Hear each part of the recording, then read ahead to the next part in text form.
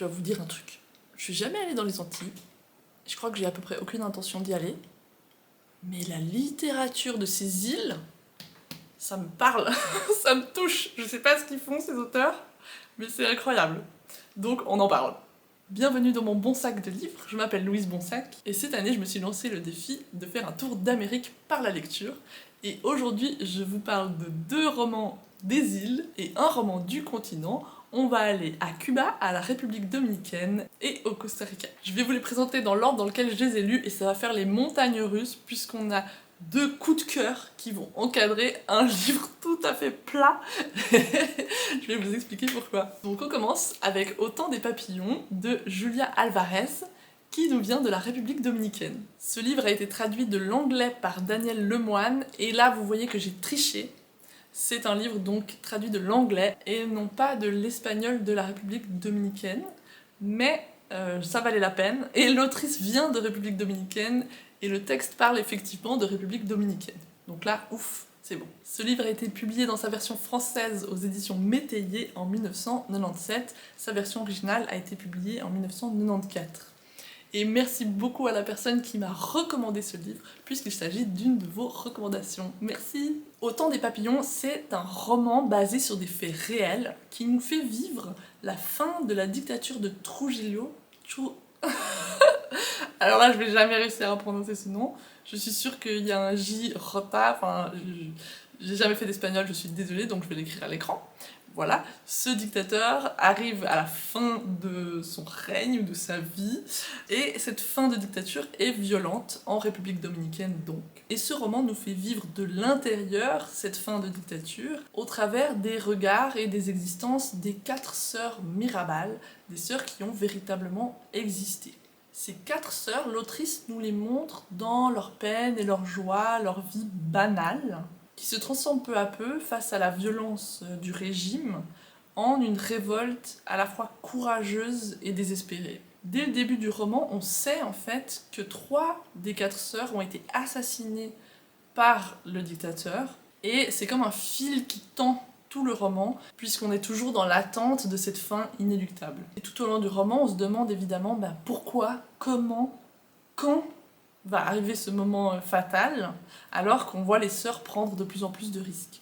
C'est un roman qui m'a profondément touchée et qui m'a permis de découvrir tout un pan en fait, de l'histoire de la République Dominicaine au travers de 4 femmes, ce qui est pour moi d'autant plus intéressant. Et Julia Alvarez a choisi en fait, de raconter l'existence de ces 4 femmes qui ont en fait marqué l'histoire de leur pays en leur donnant la parole. Et c'est ça que je trouve très réussi et très fort. J'avoue que c'est un livre qui m'a fait pleurer. Et l'autrice écrit dans son livre, je vous le lis, vous trouverez dans ce livre les Mirabal que j'ai créées, construites, mais, je l'espère, fidèlement à l'esprit des Mirabal de la réalité. Donc il ne s'agit pas d'un documentaire ou d'un récit historique, c'est vraiment un roman, mais visiblement l'autrice a fait des efforts pour déjà faire des recherches sur le sujet, et puis pour essayer de redonner finalement la voix réelle ou réaliste de ces femmes, et leur point de vue bien sûr ce régime et sur la fin de ce régime et évidemment sur les événements tragiques qu'elles ont dû traverser. C'est un livre auquel j'ai donné la note de 10 sur 10, vraiment une très belle lecture pour cette île de la République Dominicaine. On passe au flop maintenant pour le Costa Rica, mais s'il vous plaît restez avec moi parce que c'est aussi intéressant de parler des flops. Pourquoi est-ce qu'on n'a pas aimé un livre ? Pourquoi est-ce qu'un livre ne fonctionne pas ? En tout cas, moi, ça m'intéresse surtout en tant qu'écrivain. Je vous en parle tout de suite. Il s'agit donc de Été rouge de Daniel Quiros qui nous vient du Costa Rica. Je serais super intéressée si d'autres personnes parmi vous l'ont lu. Vraiment, j'aimerais avoir votre avis. Peut-être que je suis la seule à trouver que c'était raté. C'est un livre qui a obtenu un prix littéraire dans son pays. Et vraiment, j'étais assez perplexe.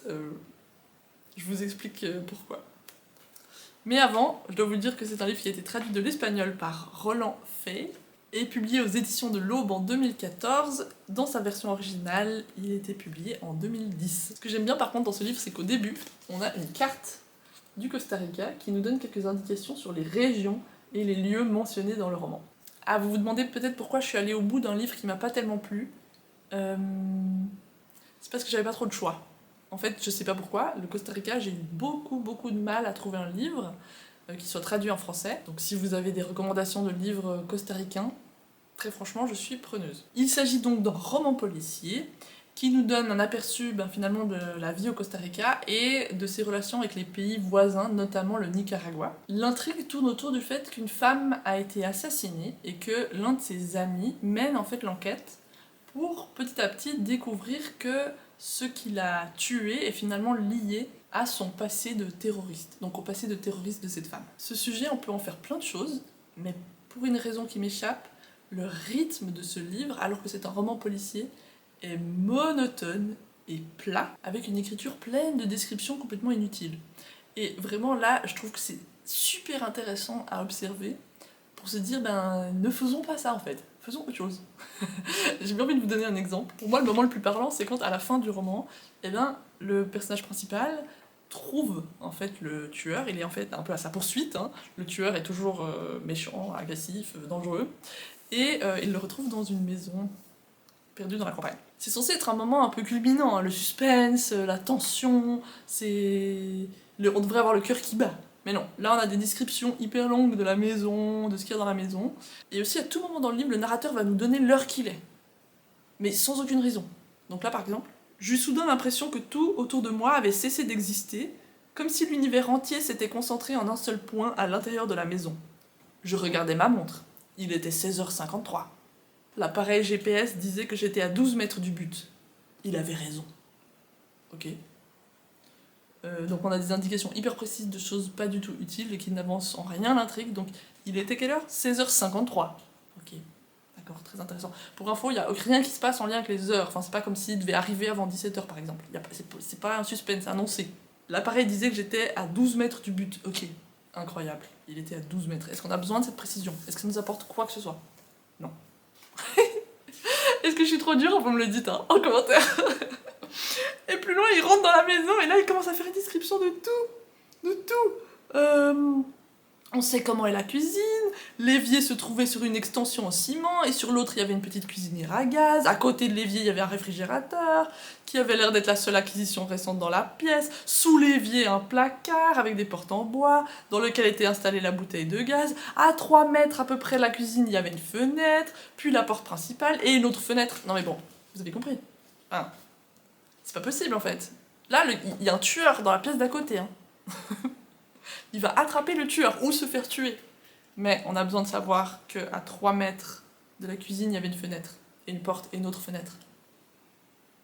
Et tout ce qu'il y a autour de l'évier, à gauche de l'évier, à droite de l'évier, en dessus de l'évier, en dessous de l'évier. J'ai l'impression d'être trop méchante. Non mais franchement, je suis allée au bout de ce livre, hein. Mais je lui ai donné 5 sur 10. Et voilà, je l'ai lu parce que j'avais pas trop d'autres choix pour le Costa Rica. Et c'était pas inintéressant comme, comme étude d'écriture. Étude de ce que je n'ai pas envie de faire dans l'écriture. Finalement, c'était rigolo. Bon, on passe à la suite. Je vous ai dit, ça va faire les montagnes russes. C'était un méga top au début, méga flop au milieu, et là on retourne vers Cuba, qui m'a juste arraché les chaussettes, c'est ça qu'ils disent en anglais? Un truc dans le genre. J'étais pas prête pour Cuba. Voilà ce qu'on peut dire. J'étais pas prête pour ce livre. Donc, allons à Cuba. Retournons sur les îles, une île d'ailleurs très proche de la République dominicaine, puisque la révolution cubaine a influencé la révolution dominicaine, comme je l'ai appris dans le livre Au temps des papillons. Et on va à Cuba avec Dans le ventre de la jungle de Elaine Villar Madruga, et je suis à peu près sûre d'avoir mal prononcé le prénom et les noms de cette personne. Ce livre a été traduit de l'espagnol de Cuba par Margot Nguyen Béraud et publié dans sa version française aux éditions Les Léonides en 2025. C'est donc un roman très récent, en tout cas pour sa version française. Il a été écrit en 2023, ou plutôt publié en 2023, dans sa version originale. Le point central de ce livre, c'est un lieu, une maison, qui se trouve dans la jungle. Quelque part, dans un petit îlot, si on veut, au sein de la jungle, il y a une maison dans laquelle vivent 2 femmes adultes, c'est une femme et sa mère, un homme qui est le compagnon de la femme, et des enfants, les enfants de la femme. Mais ce qui est très particulier dans cet environnement, c'est la jungle qui l'entoure, puisque la jungle semble être finalement un personnage à part entière dans le roman, et surtout un personnage qui prend énormément de place dans la vie de ces personnes. Pourquoi? Parce que la jungle a faim. C'est le ventre de la jungle qui grommelle. On dit que le ventre grommelle? Est-ce qu'on dit ça? En gros, la jungle a faim. Et la jungle ne mange pas n'importe quoi. La jungle mange des enfants, de la chair fraîche. Ou en tout cas, c'est ce dont sont persuadées les personnes qui vivent dans la maison. Alors, on ne saura jamais, hein, si c'est dans leur tête, si c'est une réalité, s'il s'agit de réalisme magique, et la jungle est vraiment vivante dans ce sens-là. Mais en tout cas, toutes les existences des personnes qui vivent dans cette maison tournent autour de nourrir la jungle pour finalement l'apaiser, pour la remercier de nous avoir offert la maison, de nous laisser vivre dans cette maison.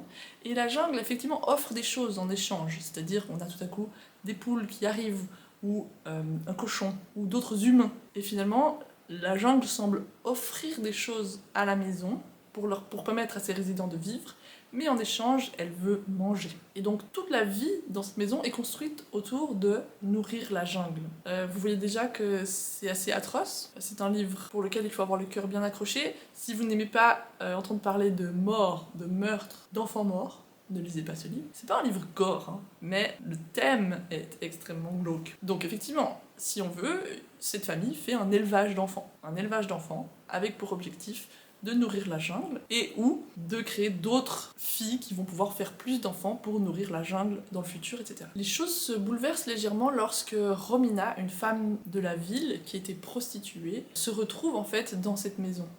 Elle a fui son Mac, son souteneur, elle s'est enfuie dans la forêt et elle est tombée sur cette maison. Et en fait, sa présence va un peu faire bouger les choses, en parallèle avec une petite fille donc qui a été élevée pour être mangée, Iphigénia, qui elle aussi se révolte. Elle n'a pas l'intention de se laisser manger sans rien faire. Et petit à petit, c'est comme si les dominos tombaient, sans qu'il y ait besoin d'une grande poussée, juste des différences de force, des différences dans les relations, des différences de volonté en fait, peut-être simplement. Les choses se mettent à tomber. Je reste un peu floue, j'ai pas envie de vous donner trop de choses sur ce roman, je pense que c'est un roman qu'il faut lire. Il est extrêmement bien écrit, c'est très beau, effrayant. Et puis il y a ce côté réalisme magique où on ne sait jamais trop si c'est dans la tête des personnages ou dans une réalité un peu fantastique que les choses se déroulent. Notamment avec Romina qui voit ses sœurs prostituées déjà mortes en fait dans la forêt, plutôt dans la jungle, pardon, sous forme de squelette, et puis qui communique avec elle. On a un personnage qui a une femme qui a été maltraitée, qui désormais se comporte comme un chien. Et on a évidemment les enfants qui réagissent à des degrés divers au sort qui les attend. Et on a évidemment les adultes qui gèrent ce système en fait d'élevage d'enfants. Et on voit ce qui les anime, d'où ils viennent, d'où vient cette volonté finalement de plaire à la jungle et comment se sont construites les relations entre ces adultes. C'est un roman très fort, passionnant, que honnêtement j'ai déjà envie de relire et je lui ai évidemment donné la note de 10 sur 10. Voilà, donc 2 romans au top que je vous recommande vivement. Allez lire Les Antilles et en particulier Au temps des papillons et Le ventre de la jungle si ça vous intéresse. Évitez peut-être Été rouge, sauf si vous voulez voir à quoi ça ressemble et me contredire. Ou, s'il vous plaît, aidez-moi à trouver un livre pour le Costa Rica qui soit un peu meilleur. Et n'hésitez pas à vous abonner si vous voulez voir d'autres contenus de ce genre, puisque je continue mon tour d'Amérique. L'année prochaine, je ferai le tour d'un autre continent. Ça continue, je ne m'arrête pas jusqu'à ce que j'ai visité tous les pays du monde. Voilà, merci beaucoup, on se retrouve bientôt. Bye bye.